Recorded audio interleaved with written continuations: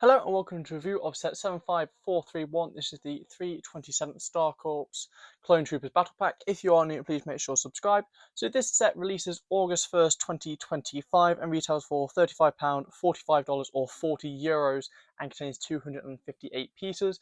Quite a bit more expensive than the last battle pack of this size we saw, which was £25. That being the Clone Trooper and Battle Droid Battle Pack, which is this one. Same size box, however, £10 more. Is it going to be worth it? Probably not, as this only contained 7 minifigures, 4 of those being cloned, 3 of them being Super Battle Droids, whereas the previous one contained 4 cloned, 3 Super Battle Droids, and 2 Battle Droids. So you're losing out on 2 Battle Droids and having to pay an extra £10. So on the front of the box, you can just see the general basics of the set. You've got the walker and then you've got the spider droid. There's not really too much else going on there. There's no defense really. You've got this little turret here. However, it is meant to go with the MTT, which is also coming out August 1st. I haven't managed to get that early, but I should hopefully get that later on. And they should have a nice little battle there, which is maybe why there's no battle droids in here. However, it is a bit disappointing there is no normal battle droids. And on the back of the box, you can just see a different playability feature of the Super Battle Droid surrendering, which is slightly odd, as they would probably just be killed. And you too can actually see the new plastic pauldrons there, which we will look in. So to get into this set, it is going to be thumb tabs. There's not really any surprise there. So inside here, we will find the older plastic bags numbered 1, 2, and 3. So it looks like the first one is the spider droid, the second one is part of the walker, and the third one is the other part of the walker. 2 instruction manuals, so that's where you get in the first one. You got your little sticker sheet. There's not too many stickers in here, which is quite nice. And then you have your second one as well. And then you do have the taskbar going along the bottom.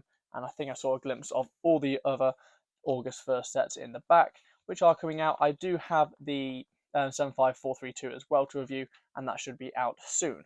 So let's get this built up and I'll catch you in a second. Okay, so the set is all built up. It really didn't take that long. So let's have a quick look at the minifigures and then we'll get on to the build. So all the clones are the same as far as what I could tell from the print, besides from you get slightly different weapons for some.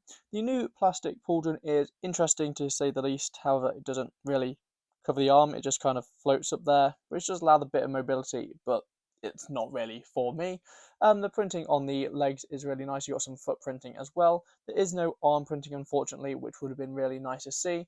A bit of torso printing, however, you do have the blockier belt, which is quite common now in the Clone Troopers. And then moving on to the helmet, I think this is probably one of the better helmets they've done in terms of design, as it's not really that scruffy. You've got a bit of war damage, however, it is exactly the same for all 4 of them. It would have been nice to just vary that slightly. You do have the helmet holes. Some people don't like them, some people don't mind them. As long as it works in function, it's quite good for me. And then underneath you have the typical Clone Trooper face. And going on the back, there's just a little bit of printing there. Moving on to the Super Battle Droid, there's really nothing special about it. It's the 4 pieces you've made a Super Battle Droid with for the past 20 years, I believe.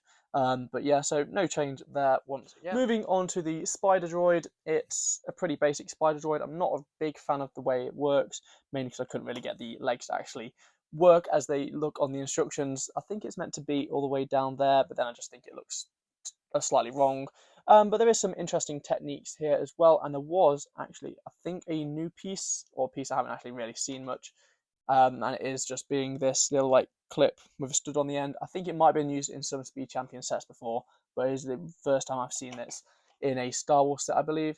And then it's just the typical like fencing sword on top. Not really too much going around the side. However, the way they've managed to get the angle is quite nice there. And then, as always, it's just on the translucent 2x4, 2x2 round brick. Moving on to probably one of the most disappointing builds in a Star Wars set in a long time. It consists of about 6 pieces, I believe.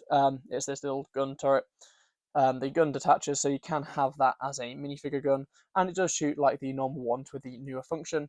The base builds up of 3 pieces, and this is 3 pieces, so 6 pieces in total for probably the smallest LEGO build since the Advent Calendar. Now moving on to the walker, it's slanted slightly. I have tried to adjust it, but it either get it slanting down or slanting up, so I'm not sure if I'm doing something wrong there. It's a pretty basic walker. I think it's very similar to the design we have seen previously. The gun on the front isn't the best, as I think it sticks out way too far, as you have the bottom of the stud showing there. The legs got a nice bit of detail. You can get a little bit of position with the toes, and then you've got the detail moving up the sides, which is the same on each one, and that does follow all the way up to the top. And a couple of stickers you do use are on the front here, just giving it that little bit of detail, which is really nice. I didn't expect printed pieces in a battle pack for £35. However, it is just nice to get less stickers in sets nowadays. And then moving up, you've got the seat, which the minifigure can sit in, along with the handlebars and the control panel there, which is as you've seen in pretty much every single Walker. And then you've got the antennas on the back. So overall, for £35, this is a really disappointing set. If you compare it to the AAT, which came out in 2020, that was £35. You got a lot more builds, pretty much similar minifigures, but yeah, it's just pretty disappointing for £35. And because of the higher price, it does then mean the clones are going to be higher on the second market, so you can't army build as easily, which is going to annoy a lot of people, as I reckon these are going to be £8–10 each, maybe slightly under, but yeah, the way to get a lot of them is going to be a lot harder now. So your best bet is probably to wait for them to go on sale, as I've got the previous battle pack about £15 on Amazon, and I reckon you will be able to see this about 20 at some point in its life, hopefully anyway. So yeah, that is going to be it for this video. I should have some more August 1st LEGO sets coming out as reviews very shortly. So if you are new, please make sure to subscribe, and I'll see you next time. Bye.